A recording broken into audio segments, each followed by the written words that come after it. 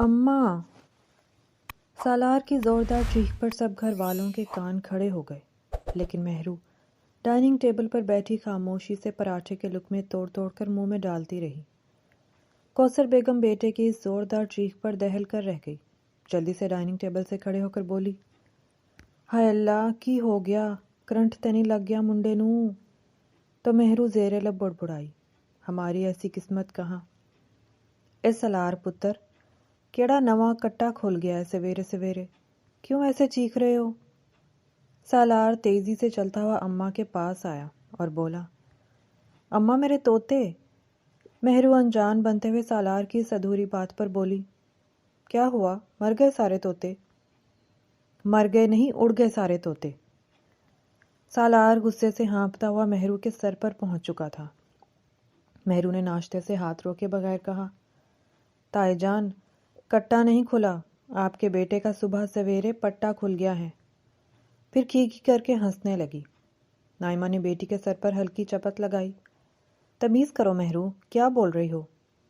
سالار غصے سے بولا، چچی جان، اپنی بیٹی کو سمجھا لیں، اس نے میرے طوطوں کا پنجرہ کھلا چھوڑا ہے اور اب وہ سارے اڑ گئے ہیں۔ مجھے 100% یقین ہے یہ اسی کا کام ہے اور اسی نے کیا ہے۔ بتاؤ مہرو، کیوں کیا تم نے ایسا؟ تمہاری حرکت ہے نا؟ یہ تم ہی گئی تھی باہر لان میں اپنے ناپاک ارادوں کے ساتھ۔ مہرو ہاتھ اٹھا کر بولی، ارے جاؤ جاؤ، میں اپنے ناپاک ارادوں کے ساتھ صرف اپنے دشمنوں کو دیکھتی ہوں، پرندوں کو نہیں۔ سالار غصے سے بولا، آخر تم سمجھتی کیا ہو اپنے آپ کو؟ کبھی شیشے میں اپنی شکل دیکھی ہے؟ لومڑیوں کی سردار لگتی ہو۔ مہرو یہ سن کر غصے سے ناک پھلانے لگی۔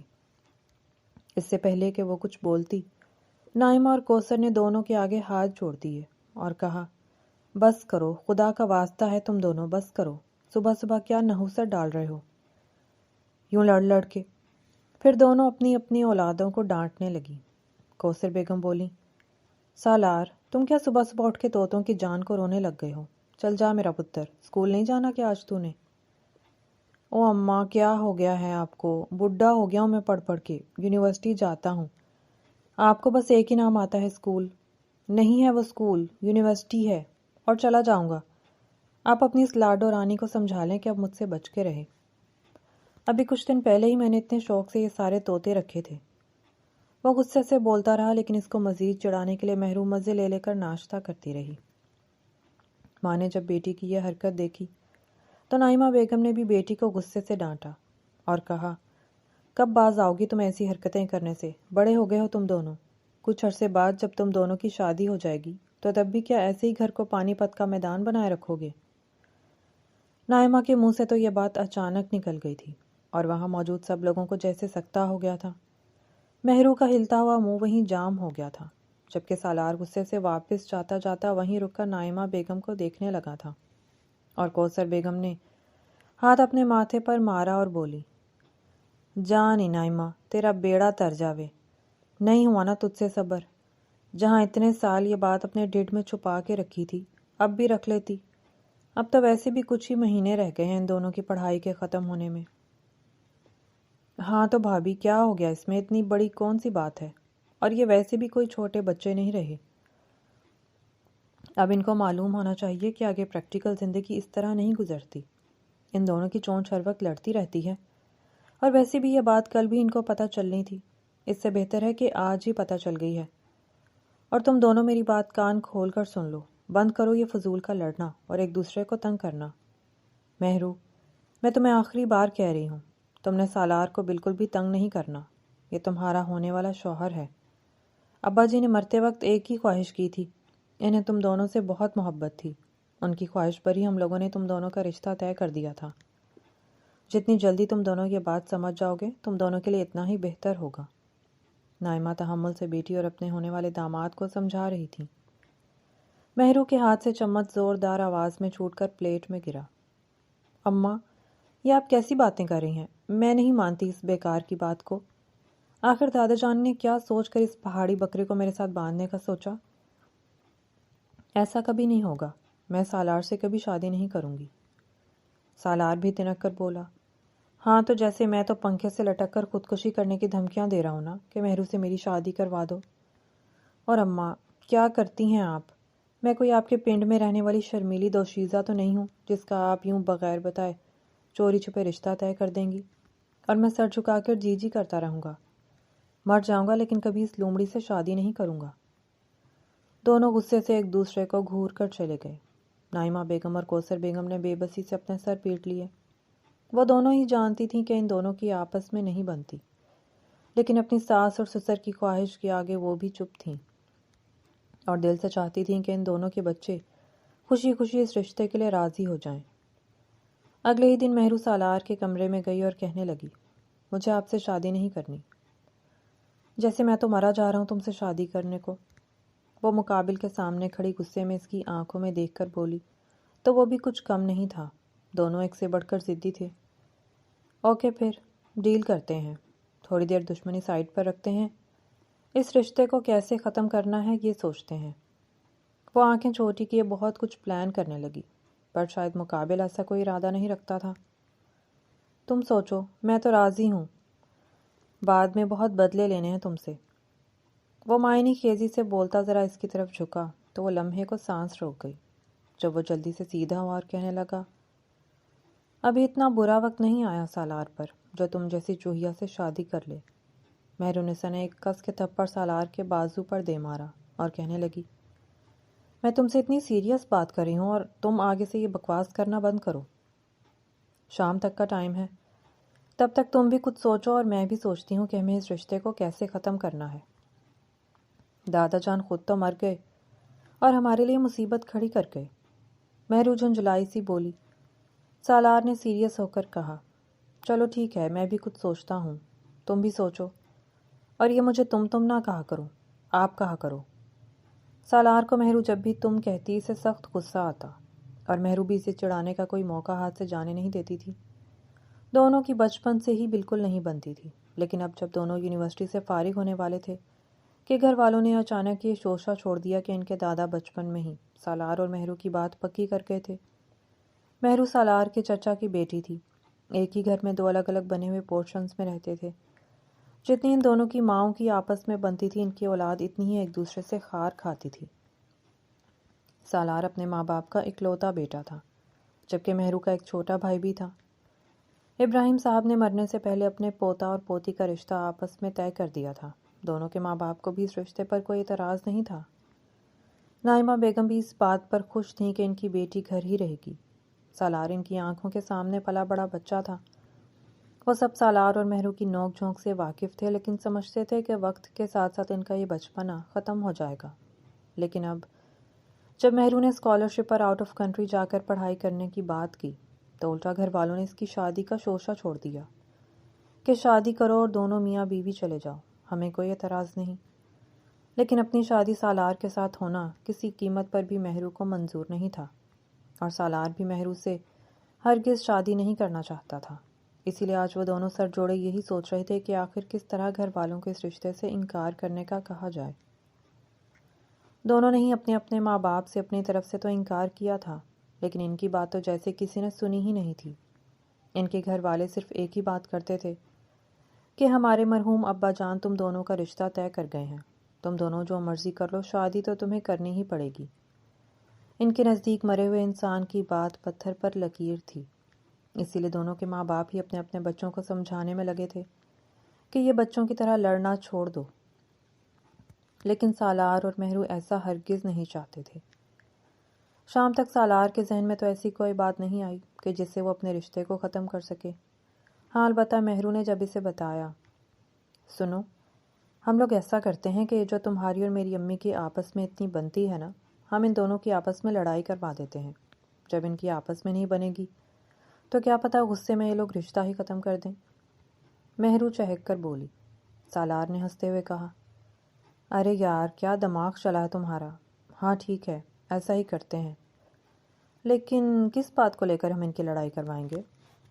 مہرو نے خون خوار نظروں سے سالار کو دیکھا اور کہا، اب سارا کچھ میں ہی سوچوں، تم بھی اپنے اس دماغ کو تھوڑا استعمال کرو۔ پھر سالار نے جو کہا، پہلے تو مہرو اس پر مان نہیں رہی تھی، لیکن پھر جیسے مجبوری میں کہنے لگی، تم جیسے پہاڑی بکرے سے جان چھڑوانے کے لیے مجھے جو بھی کرنا پڑا میں کروں گی۔ دونوں نے اب مل کر یہ پلان بنایا تھا کہ اب گھر والوں کے سامنے وہ خود نہیں لڑیں گے۔ سالار نے مہرو سے کہا کہ اب تم بالکل بھی چچی جان سے یہ نہیں کہنا کہ مجھے سالار سے شادی نہیں کرنی، بلکہ دھیرے دھیرے اپنی رضامندی ان پر ظاہر کرنا۔ میں بھی امی کے ساتھ ایسے ہی کروں گا، اور پھر کچھ ایسا کریں گے کہ وہ آپس میں لڑ پڑیں۔ دونوں ہاتھ پر ہاتھ مار کر ہنسنے لگے۔ دونوں کے دماغوں میں بڑے چٹپٹے سے خیالات آ رہے تھے۔ آج جب مہرو نے ماں سے بڑے پیار بھرے لہجے میں کہا کہ ماما، آج میں کچن میں آپ کی ہیلپ کروانا چاہتی ہوں، آخر اس کھڑوس کے لیے مجھے بعد میں بھی کچھ بنانا ہی پڑے گا نا، تو آج روٹیاں میں بناتی ہوں۔ نائمہ کی خوشی کا تو کوئی ٹھکانہ ہی نہیں تھا کہ ان کی بیٹی، جس نے کبھی کچن میں آ کر جھانکا تک نہیں تھا، وہ آج خود روٹیاں بنانے کا بول رہی تھی۔ وہ بیٹی کے واری صدقے جاتی باہر ڈائننگ ٹیبل پر آ کر بیٹھ گئیں۔ مہرو نے جب روٹی لا کر سالار کے سامنے رکھی تو وہ دھک سے رہ گیا۔ ان دونوں کا پلان یہی تھا کہ مہرو سالار کو عزت دیتے ہوئے اس کے لیے روٹی بنا کر لائے گی، اور سالار جان بوجھ کر مہرو کی انسلٹ کرے گا۔ تو نائمہ کو بیٹی کی یہ انسلٹ برداشت نہیں ہوگی، تو ظاہر سی بات ہے وہ کچھ نہ کچھ بولیں گی، تو بیٹے کے بچاؤ کو کوثر بھی میدان میں اتر پڑیں گی۔ اور ٹھیک ویسے ہی ہوا تھا۔ سالار نے روٹی کو 2 انگلیوں سے اٹھا کر اوپر کیا اور کہا، یہ کیا ہے؟ مہرو تحمل سے بولی، وہ میں نے روٹی بنائی ہے آپ کے لیے۔ ظاہر سی بات ہے شادی کے بعد بھی تو مجھے بنانی ہے نا، اس لیے میں ابھی سے پریکٹس کر رہی ہوں۔ دونوں کی ماؤں کو کچھ غلط ہونے کا احساس ہو رہا تھا۔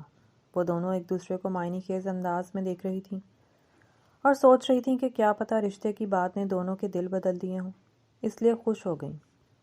لیکن مہرو کی بنائی ہوئی روٹی کو دیکھ کر نائمہ کا دل چاہا کہ اپنا سر پیٹ لے، لیکن پھر بھی بولی، بیٹا چلو کوئی بات نہیں، آج پہلی بار ہے نا، آہستہ آہستہ ہی کام کرنے سے آتا ہے۔ آج ایسی بنائی ہے تو بعد میں ٹھیک بنانے لگے گی۔ نائمہ کی اس بات پر سالار بولا، لیکن چچی جان دیکھیں تو، روٹی کے درمیان اتنا بڑا روشن دان، پتہ نہیں اس نے کیا سوچ کر بنایا ہے۔ مہرو بچوں کی طرف افسردہ منہ بنا کر بولی، اماں دیکھیں نا آپ، یہ ہمیشہ سے ایسے ہی کرتا ہے، اور آپ لوگ مجھے کہتے ہیں کہ تم اس سے لڑتی ہو۔ نائمہ کو بیٹی پر بے پناہ پیار آیا۔ چلو آؤ میری بچی، میرے ساتھ بیٹھو اور کھانا کھاؤ۔ چلو سالار، تم نے اگر یہ روٹی نہیں کھانی تو اپنی ماں سے بولو، وہ تمہیں بنا دیتی ہیں۔ کوثر بیگم تب سے چپ یہ ساری باتیں سن رہی تھی اور کہنے لگی، ہاں تو وہ پہلے کون سا اس کے ہاتھ کی بنی ہوئی روٹیاں کھاتا ہے، روز میں ہی بناتی ہوں نا، اب بھی بنا لوں گی۔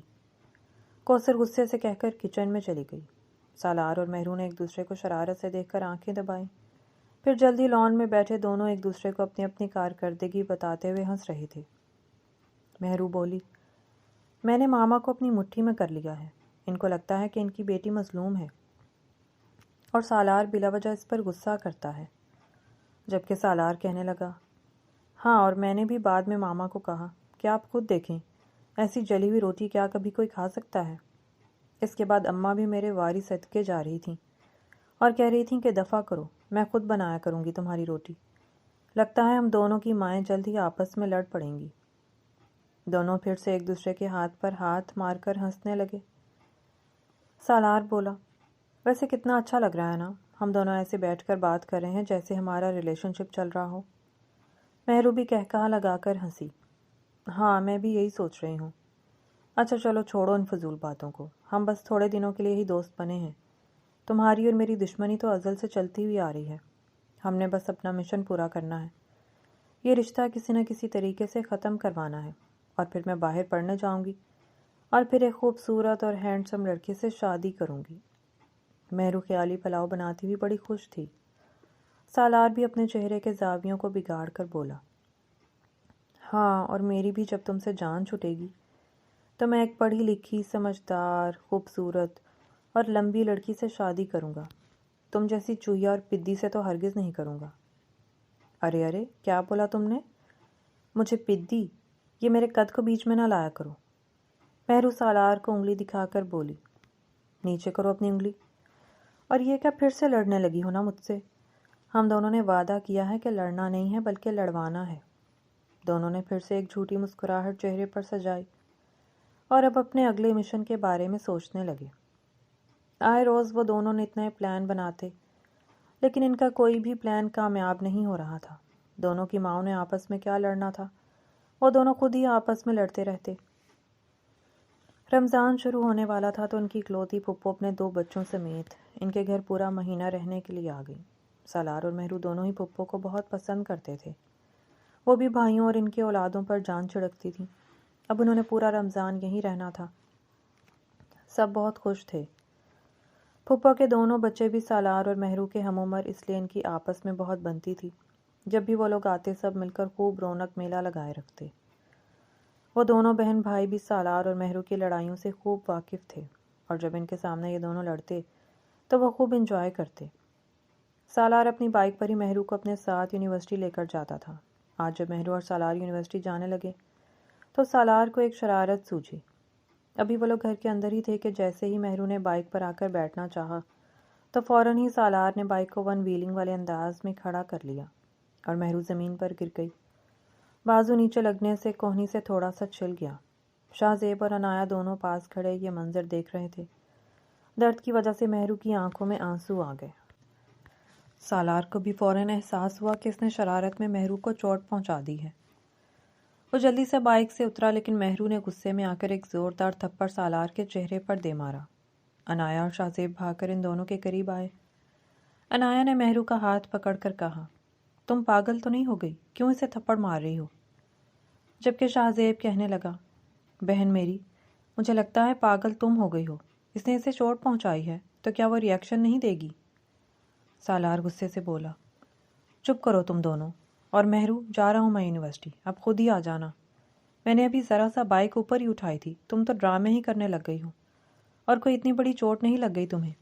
اور یہ جو تھپڑ مارا ہے نا مجھے، اس کا میں حساب تم سے بعد میں لوں گا۔ آج ان دونوں کی ایک بہت ضروری کلاس تھی اور اب مہرو کو شاہ زیب کے ساتھ یونیورسٹی جانا پڑا۔ پہلے وہ لوگ ایک دوسرے کے چھوٹے چھوٹے کام خراب کرتے تھے اور آپس میں ہلکی پھلکی لڑائیاں کرتے تھے، لیکن آج دونوں ہی شدید غصے میں تھے۔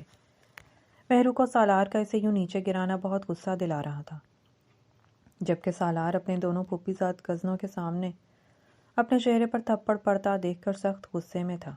پھر تو جیسے شاہ زیب اور مہرو جبکہ سالار اور عنایا ہر جگہ ایک ساتھ پائے جانے لگے۔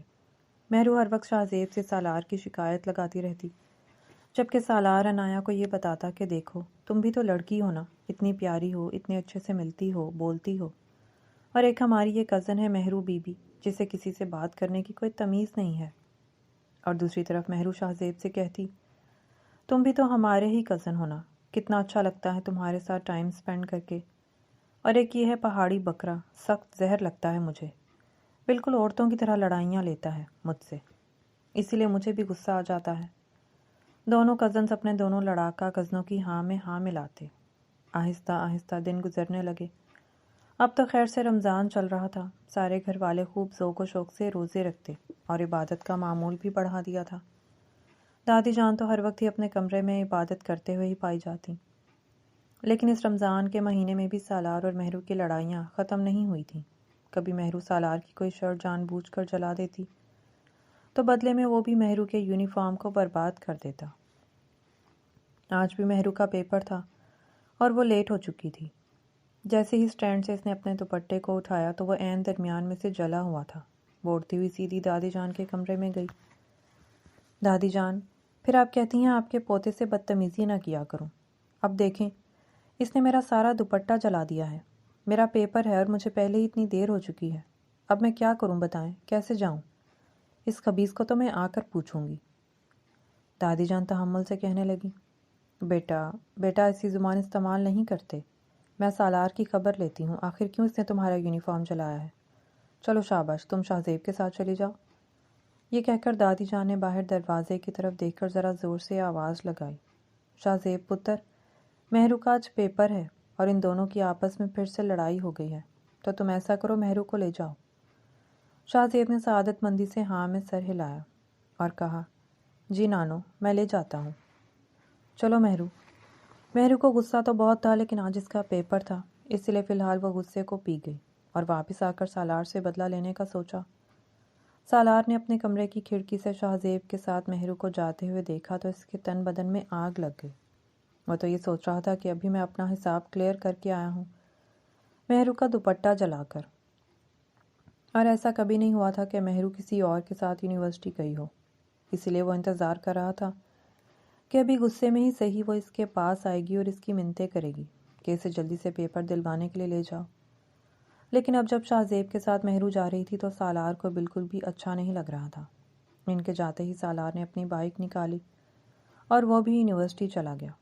سوچا تھا کہ واپسی پر تو لازمی مہرو کو اس کے ساتھ ہی آنا پڑے گا، لیکن شاہ زیب کا بچہ واپسی پر بھی یونیورسٹی کے آگے اپنی بائک لیے کھڑا تھا۔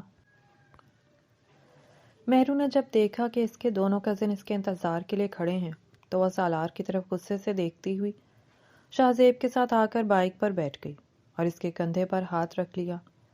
سالار کو پھر سے غصہ آیا۔ اسے سمجھ نہیں آ رہا تھا کہ اسے مہرو کا شاہ زیب کے ساتھ یوں چپک کر بیٹھنا کیوں اتنا برا لگ رہا ہے۔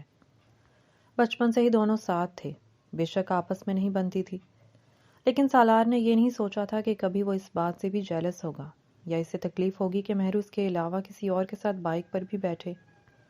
سالار کو اپنے دل کی کیفیت سمجھ نہیں آ رہی تھی، اسی لیے اس نے غصے سے بائک کو کک ماری اور مہرو لوگوں کے پیچھے پیچھے ہی گھر آیا۔ لیکن راستے میں ہی شاہ زیب نے ایک جگہ کھڑے ہو کر مہرو کو آئس کریم بھی کھلائی تھی۔ مہرو خوب ہنس ہنس کر شاہ زیب سے باتیں کر رہی تھی اور سالار کا اتنا ہی خون کھول رہا تھا۔ وہ غصے سے گھر آ گیا۔ آج افطاری کے بعد انایا چھت پر کھڑی سالار کو اپنے شہر پشاور کے بارے میں مزیدار باتیں بتا رہی تھی تو نیچے لان میں چہل قدمی کرتی مہرو کے کانوں میں سالار کی ہنسی کی آواز ہتھوڑے کی طرح بجنے لگی۔ دل ہی دل میں بولی، اس گدھے کو ہنسنا بھی آتا ہے، کبھی میرے ساتھ تو اس طرح خوش ہو کر بات نہیں کی، اور اب دیکھو انایا کی فضول باتوں پر بھی کیسے ہنسا جا رہا ہے۔ سالار نے بھی نیچے دیکھا تو اسے مہرو چپ چاپ واک کرتی ہوئی نظر آئی۔ اسے چڑھانے کے لیے وہ اور زور زور سے بولنے لگا، انایا تم نے تو میرا دن خوشگوار بنا دیا، اور تمہارے ساتھ بات کرتے ہوئے بندے کو ایک خوشی کا احساس ہوتا ہے، دوسروں کی طرح نہیں کہ سر میں درد ہی ہونے لگ جائے، اسی لیے میں خاص کسی کو منہ نہیں لگاتا۔ اور انایا ویسے بھی تم تو میری دوست ہو اور کزن بھی، تمہاری کمپنی میں مجھے بہت اچھا لگا۔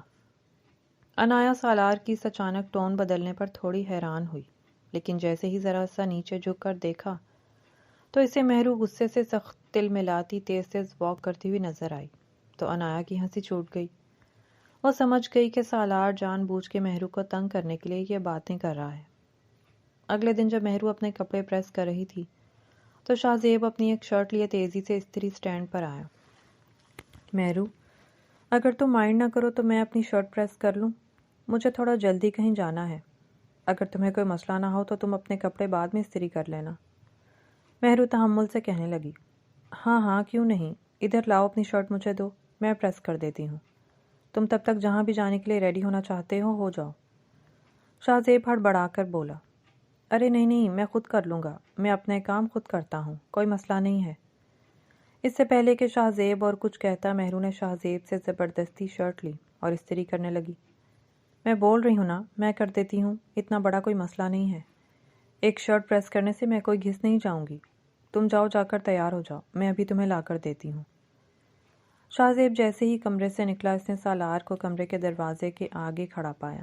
شاہ زیب کو تو جلدی تھی، وہ تو چلا گیا، لیکن سالار تیزی سے سٹینڈ کے پاس آیا اور مہرو سے کہنے لگا، آج کل تم دونوں کی کچھ زیادہ ہی نہیں بن رہی، خیر تو ہے نا؟ مہرو دل ملا کر بولی، ہاں جیسے تمہاری اور انایا کی بن رہی ہے ویسے ہی میری اور شاہ زیب کی بن رہی ہے۔ سالار غصے سے بولا، تم بھول رہی ہو، کچھ دن پہلے ہی ہم دوست بنے تھے اور یہ طے کیا تھا کہ اپنا رشتہ ختم کروانے کے لیے کچھ کریں گے اور تب تک دوست رہیں گے۔ مہرو تنک کر بولی، اس کے لیے مجھے تم سے دوستی کرنے کی اب ضرورت نہیں رہی، جب لڑکی ہی شادی کے لیے راضی نہ ہو تو کیا کر لیں گے گھر والے؟ میں نے سوچ لیا ہے، میں بابا سے صاف صاف کہہ دوں گی کہ مجھے تم سے شادی کسی بھی صورت میں منظور نہیں ہے، اس سے تمہاری بھی جان چھوٹ جائے گی اور میری بھی۔ اور اب تم چپ کر کے جاؤ، مجھے شاہ زیب کی شرٹ پریس کرنی ہے۔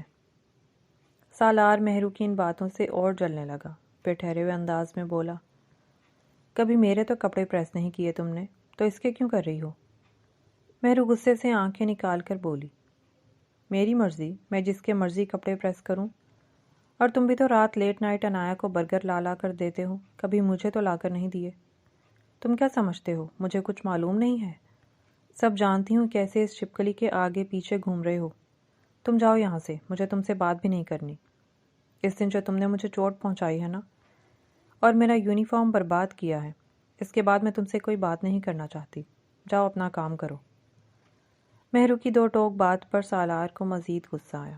وہ اپنی دماغی حالت سمجھ نہیں پا رہا تھا کہ یہ وہی عام سی باتیں ہیں جو مہرو اس سے پہلے بھی کیا کرتی تھی، تو وہ اسے چڑھانے کے لیے آگے سے ہنستا تھا، لیکن آج اسے ہنسی نہیں آ رہی تھی، بلکہ شدید غصہ اور بے بسی سی محسوس ہو رہی تھی۔ غصے سے مڑ کر وہ اپنے کمرے میں آ کر لیٹ گیا۔ وہ روزے سے تھا، اس لیے اس سے زیادہ بحث نہیں کرنا چاہتا تھا، لیکن دل کو سکون نہیں تھا۔ پھر ایسے ہی ہونے لگا کہ جب انایا سالار کے پاس ہوتی، اس سے بات کر رہی ہوتی، تو مہرو کو اپنی کیفیت سمجھ میں نہ آتی، شدید غصہ آنے لگتا۔ اور دوسری طرف جب بھی شاہ زیب مہرو کے لیے کوئی چیز لاتا یا اسے باہر آئس کریم وغیرہ کھلانے کے لیے لے کر جاتا، تو سالار کا غصے سے برا حال ہوتا۔ اب غصے سے وہ مہرو کو جا کر چند باتیں سنا بھی آتا تھا، لیکن آگے سے وہ بھی اسے انایا کے ساتھ فری ہونے کا طعنہ دیتی۔ اس لیے اب دونوں ہی ایک دوسرے کو مزید چڑھانے کے لیے اپنے دونوں کزنز کے ساتھ ہر وقت پائے جانے لگے۔ دو الگ الگ پارٹیز بن چکی تھیں۔ مہرو کی یہ روٹین تھی کہ وہ رمضان میں بھی روزے کے بعد رات کو لان میں تھوڑی بہت واک کرتی تھی۔ اب بھی وہ انایا کے ساتھ ہلکی پھلکی باتیں کرتی واک کر رہی تھی۔ ویسے تو وہ انایا سے ٹھیک رویہ رکھتی، لیکن جب انایا سالار کے پاس پائی جاتی، مہرو کو انایا سخت زہر لگتی۔ تھوڑی دیر بعد ہی گیٹ کھلنے کی آواز پر دونوں نے مڑ کر دیکھا تو سالار اور شاہ زیب تراویح پڑھ کر واپس آ رہے تھے۔ مہرو پاس پڑے بینچ پر بیٹھ گئی، جبکہ انایا کچھ دور کھڑی ہو کر سالار سے کچھ بات کرنے لگی۔ شاہ زیب مہرو کے پاس آیا تو مہرو کے دل میں یکدم خیال آیا کہ کیوں نہ باہر تھوڑی بہت آؤٹنگ پر جایا جائے۔ اس نے شاہ زیب سے یہی بات کی کہ تمہارا کچھ پلان تو نہیں ہے؟ اکثر ایسا ہی ہوتا تھا کہ سارا دن وہ گھر والے روزہ رکھ کر عبادات کرتے، گھر رہتے، افطاری کے بعد ہی اگر کہیں جانا ہوتا تو وہاں جاتے۔ سالار اور شاہ زیب بھی لیٹ نائٹ باہر آؤٹنگ کے لیے نکل پڑتے تھے۔ آج جب مہرو نے شاہ زیب سے پوچھا کہ اس کا کوئی پلان تو نہیں ہے، شاہ زیب آج اور ہی ترنگ میں تھا۔ مہرو کا ہاتھ پکڑ کر بولا، بالکل میرا پلان ہے، باہر چلتے ہیں، تمہیں آج مزے کا فالودہ کھلا کر لاتا ہوں، ابھی مجھے کل ہی ایک نئی جگہ کا پتہ چلا ہے۔ شاہ زیب اپنی ہی دھن میں بولے جا رہا تھا کہ مہرو اپنا ہاتھ یوں پکڑنے پر حیرانی سے شاہ زیب کو دیکھنے لگی۔ سالار نے جب مہرو کا ہاتھ شاہ زیب کے ہاتھ میں دیکھا تو تیزی سے ان دونوں کے قریب آیا اور مہرو کا ہاتھ ایک جھٹکے سے شاہ زیب کے ہاتھ سے کھینچ کر پرے کیا۔ سالار کے تن بدن میں آگ لگ رہی تھی، اس کی برداشت اب جواب دے چکی تھی۔ اسے پتہ چل چکا تھا کہ وہ ہرگز مہرو کے قریب کسی کا سایہ برداشت نہیں کر سکتا۔ سالار کے اس عمل پر مہرو اور شاہ زیب نے حیرانگی سے اس کی طرف دیکھا، لیکن سالار کچھ بولے بغیر غصے سے لمبے لمبے قدم اٹھاتا واپس چلا گیا۔ مہرو نے بھی دھیرے سے شاہ زیب سے معذرت کر لی کہ وہ پھر کسی دن چلیں گے، ابھی مجھے کام ہے۔ شاہ زیب نے بنا غصہ کیے اوکے کہہ دیا۔ مہرو بھی جب چلی گئی تو ان دونوں بہن بھائیوں نے ایک دوسرے کی طرف دیکھ کر جو مسکراہٹ چہرے پر سجائی، اس کے پیچھے یقیناً بہت کچھ چھپا ہوا تھا، لیکن ابھی وہ راز سامنے آنے میں کچھ وقت تھا۔ سالار سے اپنا غصہ سنبھالا نہیں جا رہا تھا، اسی لیے وہ دوبارہ سے شاہ زیب کے پاس آیا، کہنے لگا، آئندہ مہرو کا ہاتھ مت پکڑنا، ہاتھ پکڑے بغیر بھی بات ہو سکتی ہے۔ شاہ زیب ایک ٹھنڈے مزاج کا لڑکا تھا۔ وہ ہنستے ہوئے بولا، یار کیا ہو گیا ہے، ایزی ہو جاؤ، کزن ہے وہ ہماری، ایسا کیا کر دیا میں نے، ہاتھ ہی تو پکڑا تھا، اور وہ بھی خدا نخواستہ غلط نیت سے تو نہیں پکڑا تھا نا، میں تو ویسے ہی بات کر رہا تھا کہ اسے باہر لے جاؤں، بیچاری سارا دن گھر رہتی ہے۔ سالار کو ابھی بھی غصہ آ رہا تھا، لیکن پھر اسے سمجھ نہیں آیا کہ وہ شاہ زیب کو اور کیا کہے، اسی لیے واپس مڑ گیا۔ سالار کو اگلے دن تیز بخار تھا۔ مہرو جب کچن کے آگے سے گزری تو اسے سخت تعجب ہوا کہ دوپہر کے 12 بجے کچن میں کوئی آخر کیا کر رہا ہے، اس وقت تو سب سو رہے ہوتے ہیں روزہ رکھ کے۔ جیسے ہی مہرو نے کچن میں جھانکا تو انایا کو دیکھا، جو بڑی جان فشانی سے سوپ بنانے میں لگی ہوئی تھی۔ مہرو حیرت سے بولی، تمہارا روزہ نہیں ہے آج کیا؟ انایا نے خوش دلی سے مہرو کو دیکھا اور بولی، ارے نہیں، ایسی کوئی بات نہیں، میرا تو روزہ ہے، یہ سوپ تو میں سالار کے لیے بنا رہی ہوں۔ رات سے اس کی طبیعت ٹھیک نہیں ہے، جب میں اس کے کمرے میں دیکھنے گئی تو اسے بخار تھا اور فلو وغیرہ بھی ہو گیا ہے، اسی لیے اس نے روزہ نہیں رکھا۔ تو میں نے سوچا مومانی جان کو کیا زحمت دینی، میں ہی سالار کے لیے سوپ بنا دیتی ہوں، اور ویسے بھی ماما اور مومانی شاپنگ کے لیے گئی ہیں، تم جانتی ہو آخری اشرا چل رہا ہے، اسی لیے امی کو بھی عید کے کپڑوں کی ٹینشن ہو رہی تھی، تو آج وہ شاپنگ کے لیے گئے ہیں۔ مہرو نے باقی ساری بات بے دھیانی میں سنی۔ اس کے دل کو یہی سوچ کر دھکا سا لگا تھا کہ سالار ٹھیک نہیں ہے، وہ بیمار ہے، لیکن پھر اگلے ہی لمحے سے کچن میں کھڑی اپنی یہ کزن سخت زہر لگنے لگی جو سالار کے لیے سوپ بنا رہی تھی۔ مہرو نے اور کچھ نہ کہا، سالار کے کمرے میں آئی، دیکھا تو اسے سچ میں بخار تھا۔ بیڈ پر بیٹھا وہ موبائل پر نہ جانے کیا ڈھونڈ رہا تھا۔ مہرو معصومیت سے گویا ہوئی، کیا ہوا ہے تمہیں؟ رات تک تو بالکل ٹھیک تھے، دوسروں سے لڑائیاں کر رہے تھے، اور اب ایک ہی رات میں کیا ہو گیا؟ سالار مہرو کا آنا پہلے ہی محسوس کر چکا تھا، لیکن اس نے موبائل سے نظریں اٹھا کر مہرو کو نہیں دیکھا تھا۔ اب بھی مہرو کے کچھ پوچھنے پر بھی سالار کچھ نہ بولا۔ مہرو سالار کے بولنے کا کچھ دیر تو انتظار کرتی رہی، لیکن وہ ویسے ہی مصروف انداز میں موبائل چلاتا رہا، تو غصے میں پاس پڑے صوفے پر سے ایک کشن اٹھا کر زور سے سالار کی طرف پھینکا اور واپس آ گئی۔ رمضان ختم ہونے میں صرف 5 دن ہی رہ گئے تھے کہ اچانک دادی جان نے سب گھر والوں کو اپنے کمرے میں بلایا۔ یقیناً ایسا تبھی ہوتا تھا جب انہیں کوئی بہت ضروری بات یا اہم فیصلہ کرنا ہوتا تھا۔ اسی لیے پھوپھو سمیت سب گھر والے ان کے کمرے میں براجمان تھے۔ دادی جان نے گلا کھنکھارا اور کہنے لگیں، اللہ پاک تم لوگوں کے دادا جان کے درجات بلند کرے۔ انہوں نے اپنی زندگی میں ہی مہرو اور سالار کا رشتہ طے کر دیا تھا۔ ان کی بڑی خواہش تھی کہ ان کی پوتی خاندان سے باہر نہ جائے۔ بلا شبہ ان کو سالار اور مہرو سے بہت محبت تھی، اسی لیے انہوں نے یہ رشتہ طے کیا۔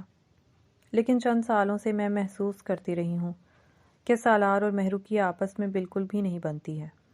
بے شک دونوں کے والدین نے تب خوشی خوشی رشتہ منظور کر لیا تھا، لیکن اب ایک طرف مہرو کی ماں آ کر مجھ سے کہتی ہے کہ ان کی بیٹی اس رشتے کے لیے راضی نہیں، جبکہ دوسری طرف سالار کے ماں اور باپ دونوں کو یہ ٹینشن ہے کہ ان کا اکلوتا بیٹا اس رشتے کے لیے راضی نہیں ہے، تو وہ اپنے اکلوتے بیٹے کی مرضی کے خلاف اس پر یہ فیصلہ مسلط کر بھی دیں تو کیا فائدہ جب وہ بعد میں خوش نہیں رہے گا۔ تو اسی لیے میں نے آپ سب کو کمرے میں بلایا ہے کہ ایک مرے ہوئے انسان سے زیادہ ہمیں زندہ ان لوگوں کی بات کو اور ان کے احساسات کو ترجیح دینی چاہیے۔ میرے لیے سالار اور مہرو دونوں برابر ہیں، اسی لیے آج سے میری طرف سے اس رشتے کے لیے کوئی قید نہیں۔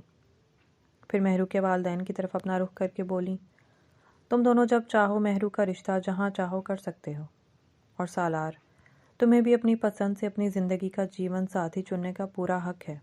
تم جب چاہے جس سے چاہے مرضی شادی کرنا، اب تم دونوں پر کوئی بھی دباؤ نہیں ڈالے گا۔ مجھے بس اتنا ہی کہنا تھا۔ دادی جان اپنی بات کہہ کر خاموشی سے اپنی تسبیح گھمانے لگی، جبکہ وہاں بیٹھا ہر شخص دل میں الگ الگ احساس ساتھ لیے وہاں سے اٹھنے لگا۔ باقی تو کسی کو اتنا محسوس نہیں ہوا تھا، لیکن مہرو اور سالار ایک دوسرے کو یکٹک دیکھ رہے تھے۔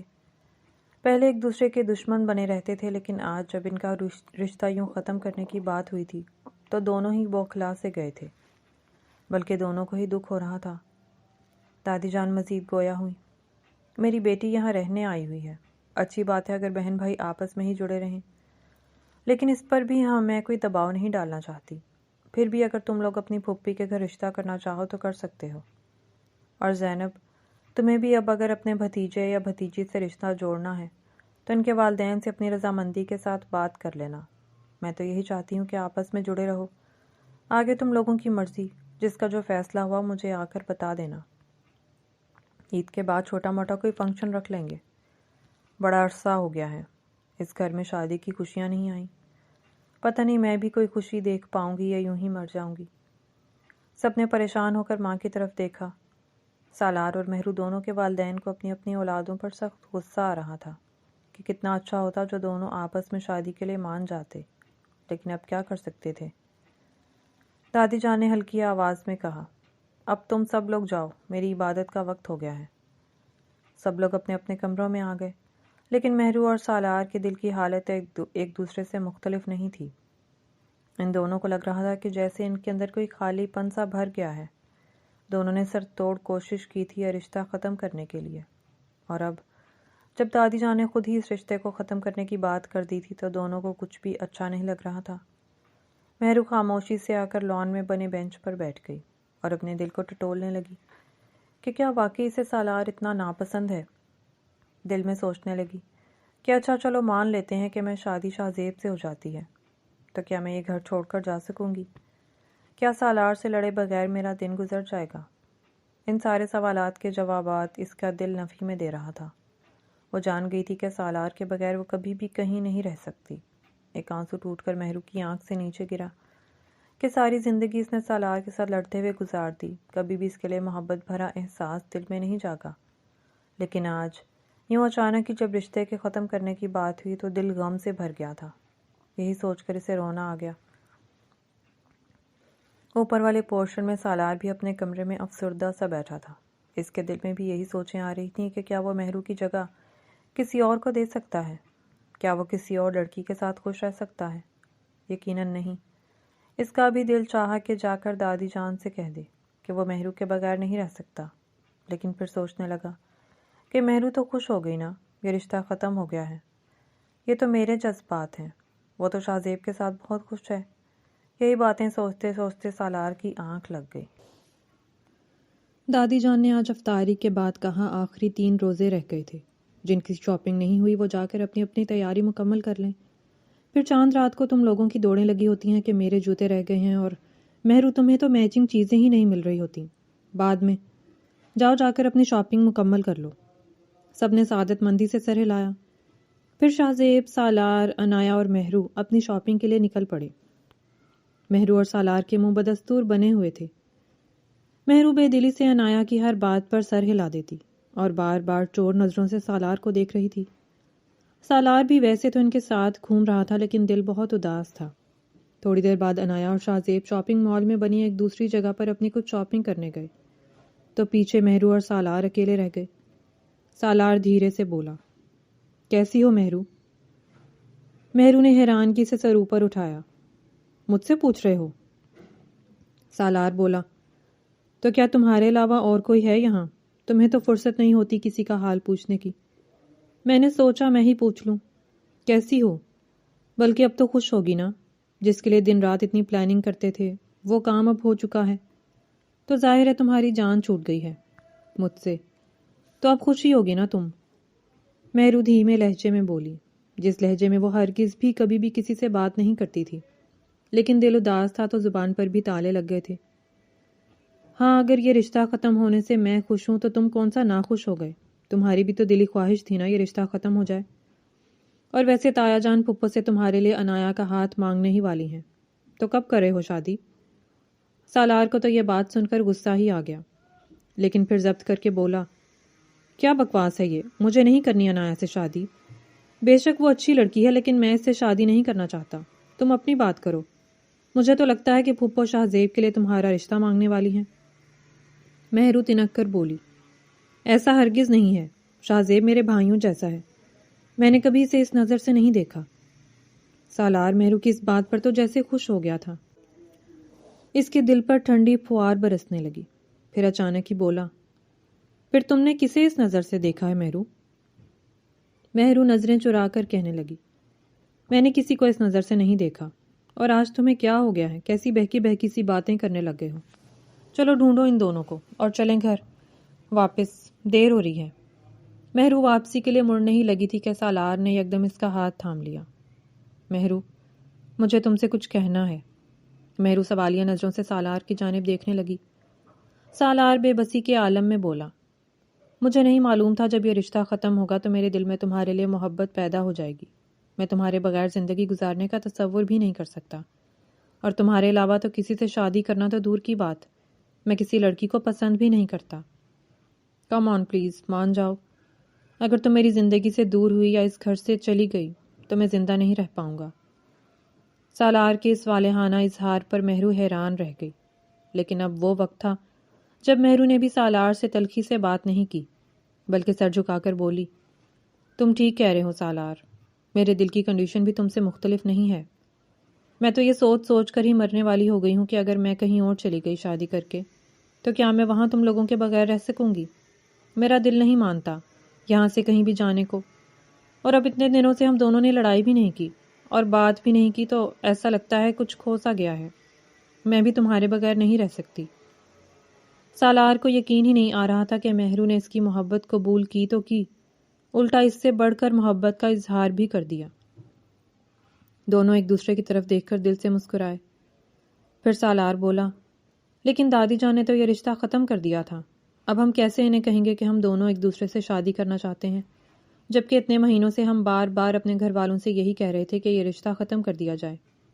مہرو جلدی سے بولی، ہاں میں بھی یہی سوچ رہی ہوں، امی نے تو اب کوئی چیز اٹھا کر میرے سر میں دے مارنی ہے، سوچو کیا کریں اب۔ اچانک ہی پیچھے سے شاہزیب اور عنایا آ گئے۔ شاہزیب کھلکھلا کر ہنستے ہوئے بولا، تم دونوں کو اب کچھ بھی سوچنے کی ضرورت نہیں ہے، ہم سب کو پتا تھا کہ تم دونوں ایک دوسرے کے بغیر نہیں رہ سکتے، یہ لڑائی کرنا تو بس تم لوگوں کی عادت تھی، اندر سے تم دونوں ہی ایک دوسرے سے محبت کرتے ہو، اسی لیے دادی جان نے ہمیں پورا مہینہ یہاں رہنے کے لیے روکا تھا کہ کچھ ایسا کریں جس سے تم دونوں کے دل میں ایک دوسرے کے لیے محبت پیدا ہو جائے۔ اور پھر بہن کے ہاتھ پر ہاتھ مار کر بولا، آخر ہم اپنے مقصد میں کامیاب ہو گئے، ٹینشن نہ لو، عید کے بعد ہی تم دونوں کی شادی ہے۔ چاروں کھلکھلا کر ہنسنے لگے۔ سالار اور مہرو نے ایک دوسرے کی طرف محبت سے دیکھا۔ اتنے دنوں کی بے سکونی آج سکون میں بدل گئی تھی۔ دونوں کے چہروں پر خوبصورت مسکراہٹ سج گئی۔ اس پوری کہانی کا مورل یہ ہے کہ بعض رشتے نفرت، ضد اور انا کے پردے میں اس وقت تک چھپے رہتے ہیں جب تک ان پر اختیار مسلط ہوتا ہے، مگر جیسے ہی آزادی ملتی ہے دل خود اپنی سچائی سامنے لے آتا ہے۔ مہرو اور سالار بظاہر ایک دوسرے کے دشمن، زبان کے تیز اور رویوں کے سخت ضرور ہیں، مگر حقیقت میں دونوں ایک دوسرے کی زندگی کے عادی بن چکے تھے۔ اسی لیے جب مقابلے میں کوئی اور آیا تو حسد نے، اور جب رشتہ ٹوٹا تو خلا نے انہیں اپنی اصل کیفیت کا احساس دلایا۔ مہرو کا کردار بظاہر ضدی اور چڑچڑا ہے، مگر اس کی یہ سختی دراصل اپنی خودداری اور خوف کا دفاع ہے کہ کہیں اس پر فیصلہ مسلط نہ ہو جائے، جبکہ سالار کا غرور، غصہ اور چپتی زبان اس کی کمزور محبت کا خول ہے جو وہ ماننے سے ڈرتا ہے۔ دونوں کی غلطی یہ ہے کہ وہ جذبات کو تسلیم کرنے کے بجائے دوسروں کو چڑھا کر خود کو مطمئن کرنا چاہتے ہیں، اور خوبی یہ ہے کہ دونوں میں غیرت، احساس تعلق اور اپنائیت بے اختیار موجود ہے۔ دادی جان کا فیصلہ کہ زندہ دلوں کی خوشی مردہ خواہشوں سے بڑھ کر ہے، کہانی کا سب سے مضبوط اور سبق آموز لمحہ ہے، کیونکہ اصل محبت زبردستی نہیں مانگتی بلکہ شعور کے ساتھ قبول کی جاتی ہے۔ ریڈر کے لیے پیغام یہی ہے کہ بعض اوقات ہم جن رشتوں سے بھاگ رہے ہوتے ہیں وہی ہماری پہچان ہوتے ہیں، مگر انہیں سمجھنے کے لیے ہارنا، کھو دینا اور خالی پن محسوس کرنا ضروری ہو جاتا ہے۔ اس لیے جذبات سے لڑنے کے بجائے ان کا سامنا کرنا سیکھیں، ورنہ ضد جیت جاتی ہے اور دل ہار جاتا ہے۔ اور آپ کو یہ کہانی کیسی لگی؟ پڑھ کر اپنی رائے کا اظہار کیجیے گا اور چینل کو سبسکرائب کر لیں۔ شکریہ۔